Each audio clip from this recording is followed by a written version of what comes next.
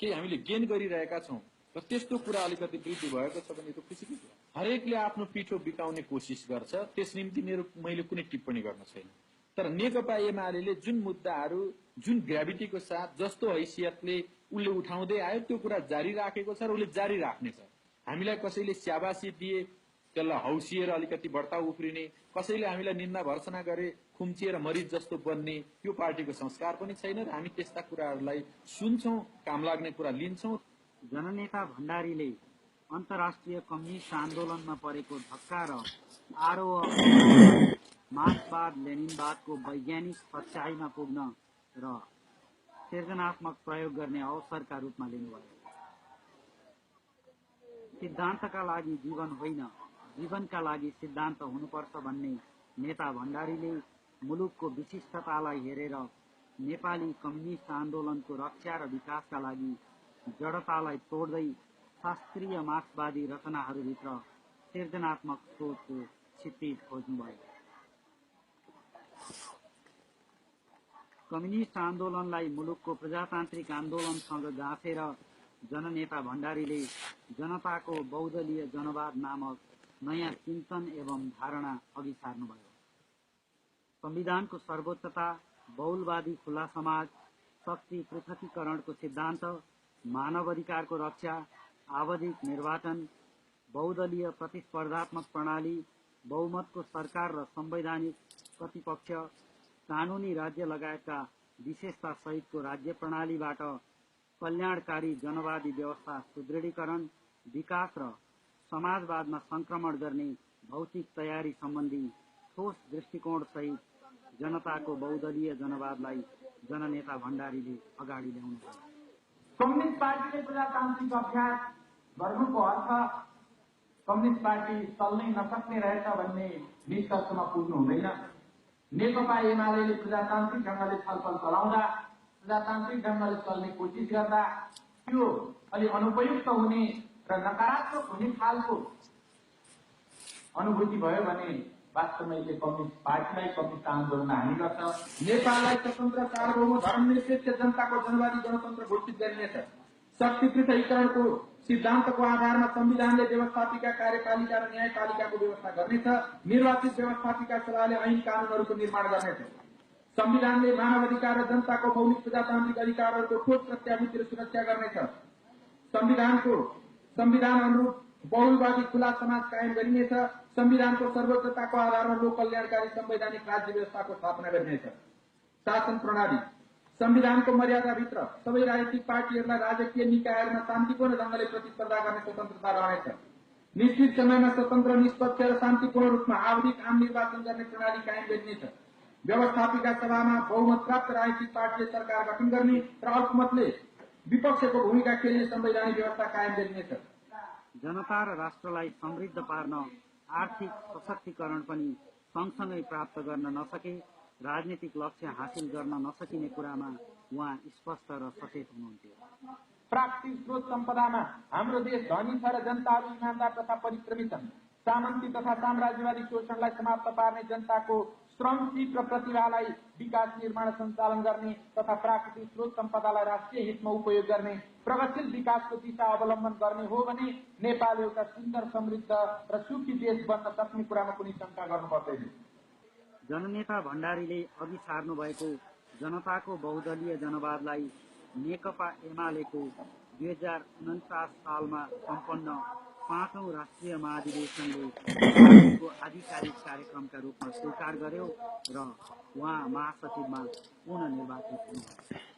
अहिलेको राजनीतिमा देखा परेको वर्गीय विचलन र जातीय आवेग र उन्माद जुन छ, यो चिजलाई उहाँले राष्ट्रिय एकताको मूलधारामा सबै जातीय, वर्गीय, लैङ्गिक, क्षेत्रीय विभेदहरूलाई उहाँले एकीकृत रूपमा व्यवस्थापन गर्नको लागि उहाँले आफ्ना विचारहरू संगठित रूपबाट अघि सार्नु भएको थियो। जनताको बहुदलीय जनवादको राजनीतिक कार्यदिशाले यी सबै चिजलाई समष्टिमा बोकेको छन्। क्रान्तिको लागि हतियार उठाउन अनिवार्य छ। कम्युनिस्ट पार्टी आफ्नो फौज बनाउने, सेना बनाउन अनिवार्य छ। यसो पनि भनिन्थ्यो, सेना नभएको कम्युनिस्ट पार्टी पार्टी नै होइन।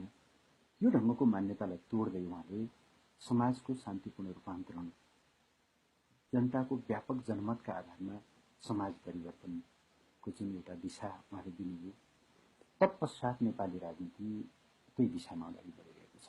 मानव जातिले विभिन्न क्षेत्रमा गरेका प्रयोग परीक्षण र प्राप्त गरेका उपलब्धिहरूलाई स्वीकारेर तिनलाई प्रयोग गरे। विज्ञान प्रविधिको क्षेत्रमा, सञ्चार यातायातको क्षेत्रमा र अन्य क्षेत्रहरूमा मानव जातिले जुन उपलब्धिहरू हासिल गर्यो तिनलाई समेत समेटेर जनताको बहुदलीय जनवाद भन्ने विचार गर्नु। यो दर्शनसँग सम्बन्धित छ, सिद्धान्तसँग सम्बन्धित छ, विचारसँग सम्बन्धित छ, राजनीतिक कार्यक्रमसँग सम्बन्धित छ, यो नीतिहरूसँग सम्बन्धित छ। तर सर्वोपरि यो वातावरणसँग सम्बन्धित, मानव अधिकारसँग सम्बन्धित, जेसँग सम्बन्धित भए पनि सर्वोपरि रूपमा यो मानव समाजलाई सुखी बनाउने कुरासँग कमरेड मदन कुमार भण्डारीको अगुवाईमा जनताको बहुदलीय जनवादको अवधारणालाई अगाडि सारिसकेपछि हामी के उचाइमा आयौँ भने जनवादमा पनि धेरै राजनीतिक पार्टीहरूको गठन हुनेछ, तिनीहरूका बीचमा प्रतिस्पर्धा हुनेछ। त्यो प्रतिस्पर्धाका आधारमा जसले जनताको विश्वास अर्जित गर्न सक्छ त्यसलाई मात्रै रुल गर्ने अधिकार हुन्छ। खालि बलका आधारमा सत्तामा बस्ने प्रणालीबाट कम्युनिस्ट आन्दोलन मुक्त हुनुपर्छ, समाजवादी आन्दोलन मुक्त हुनुपर्छ, जनवादी आन्दोलन पनि मुक्त हुनुपर्छ भन्ने कुरा उहाँले अगाडि सार्नुभयो। उहाँले अरू पनि वैचारिक, राजनीतिक, सैद्धान्तिक, संगठनात्मक, कार्यशैलीगत क्षेत्रमा पनि अनेक महत्त्वपूर्ण योगदान यिनीहरूको सर्वोपरि कुरा भनेको जनताको बहुदलीय जनवाद सम्बन्धी अवधारणा हो। त्यो अवधारणा नै सबभन्दा निर्णायक र महत्त्वपूर्ण र साथसाथै यो दूरगामी महत्त्वको योगदान। नेपाललाई स्वाधीन, स्वतन्त्र र समृद्ध राष्ट्रका रूपमा विकास गर्न विदेश नीतिका स्पष्ट आधारहरू हुनुपर्नेमा उहाँले जोड दिनुभएको थियो। हामीले आफ्नो नीति त पञ्चशीलका सिद्धान्तहरूको आधारमा हामी भारत, चीन लगायतका अरू सबै वैदेशिक मुलुकहरूसँग हामी सम्बन्ध राख्न चाहन्छौँ, मैत्रीपूर्ण ढङ्गले सम्बन्ध राख्न चाहन्छौँ। यो सिद्धान्तको रूपमा हामीले सुस्पष्ट रूपले अघि सारेको कुरा हो। र जहाँसम्म भारत र चीनको सवाल छ, दुईटै ठूला छिमेकी मुलुकहरूसँग परम्परागत ढङ्गको मैत्रीपूर्ण सम्बन्ध हामी कायम राख्न चाहन्छौँ। यसको साथसाथै भन्नै पर्ने कुरा के हो भने विगतमा जुन असमान र अपमानकारी ढङ्गका सन्धि सम्झौताहरू हाम्रो मुलुकसँग भएका छन् तिनीहरूको पुनरावलोकन गरेर असमानता र अपमानको पक्षलाई हटाएर हामी तिनीहरूको नवीकरण गर्ने पक्षमा छौँ।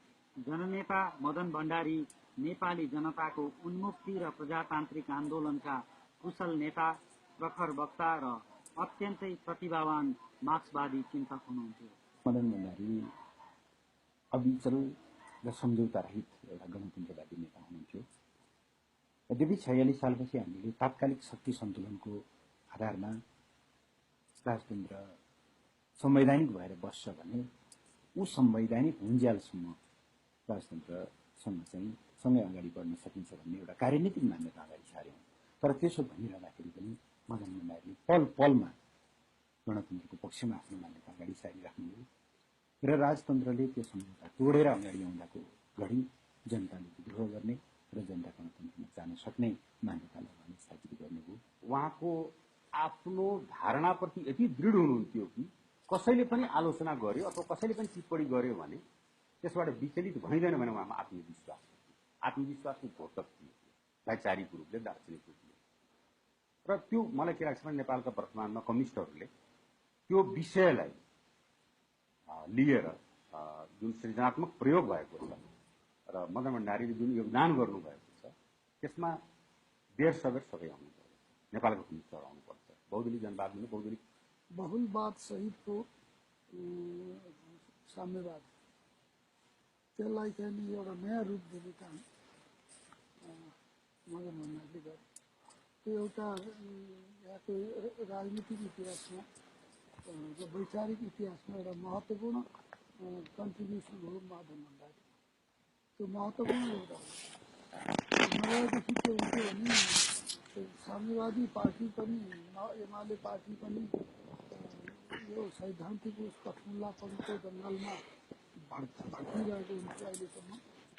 र नेपालले पनि दुःख पाइरहेको छ। किनभने त्यो उग्रतामा त केही न केही घटनाहरू घटिरहन्थे, एउटा अनेक उपद्रव भइरहेको थियो। त्यो सबै कुराबाट बचाइने काममा भण्डारीले बडा सुझबुझको साथ गरे।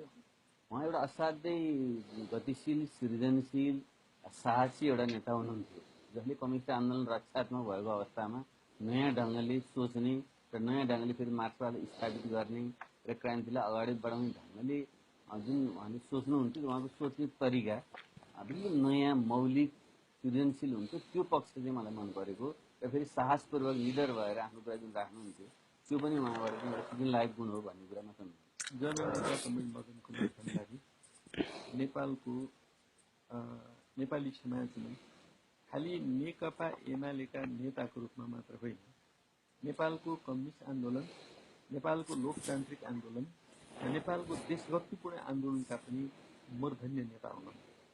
र स्वाभाविक रूपले उहाँले जुन प्रकारका विचारहरू अगाडि सार्नुभयो, दृष्टिकोणहरू अगाडि सार्नुभयो, नीतिहरू अगाडि सार्नुभयो र जुन प्रकारको क्रान्तिकारी व्यवहार मार्फत यो समाजलाई रूपान्तरण गर्ने काममा उहाँ आफैले आफ्नो कालखण्डमा अगुवाई गर्नुभयो, ती चिजहरूको इम्प्याक्ट, ती चिजहरूको प्रभाव हाम्रो समाजमा उहाँको समय कालखण्डमा मात्र होइन, त्यो लामो समयसम्म नेपाली समाजमा रहिरहन्छ र ती कुराहरूले मार्गदर्शन गरिरहन्छ। स्वाभाविक रूपले हाम्रो पार्टीको र नेपालको कम्युनिस्ट आन्दोलनमा सिर्जना भएका अनेकन नयाँ वैचारिक श्रृङ्खलाहरू मध्ये जनताको बहुदलीय जनवाद जस्तो जुन नेपाली क्रान्तिको मौलिक सिद्धान्तलाई अगाडि बढाइयो, त्यसको अगुवा नेताको हैसियतमा कमरेड मदन कुमार भण्डारीलाई नेपालको कम्युनिस्ट आन्दोलनले, नेपालको लोकतान्त्रिक आन्दोलनले, नेपालको देशभक्तिपूर्ण आन्दोलनले सदा सदा सम्झना गरिरहन्छ। विक्रम सम्वत 2009 साल असार 14 गते ताप्लेजुङको ढुङ्गे साँगुमा जन्मनुभएका मदन भण्डारी राजनीतिक कामको सिलसिलामा पोखराबाट चितवन फर्कने क्रममा गाडी दुर्घटनामा पर्नुभयो। सँगसँगै यात्रा गरिरहनुभएका सहयोद्धा नेता जीवराज आश्रित र जननेता भण्डारीको सोही दुर्घटनामा 2050 जेठ 3 गते निधन भयो। रहस्यमय दुर्घटनामा भएको उहाँको मृत्युले आम नेपाली जनताको उन्मुक्ति, स्वतन्त्रता र समृद्धिको आन्दोलनलाई ठूलो क्षति पुग्यो। प्रतिभाशाली विचारक, चिन्तक र प्रखर सृजनात्मक क्षमता भएका जननेता भण्डारीको असामयिक निधनले नेपाली राजनीतिलाई अपूरणीय क्षति पुगेको छ। जननेता भण्डारीको उपस्थिति भौतिक रूपमा नभए पनि उहाँले प्रतिपादन गर्नुभएका विचारहरूले नेपाली राजनीतिलाई सधैँ मार्गनिर्देशन गरिरहनेछन्।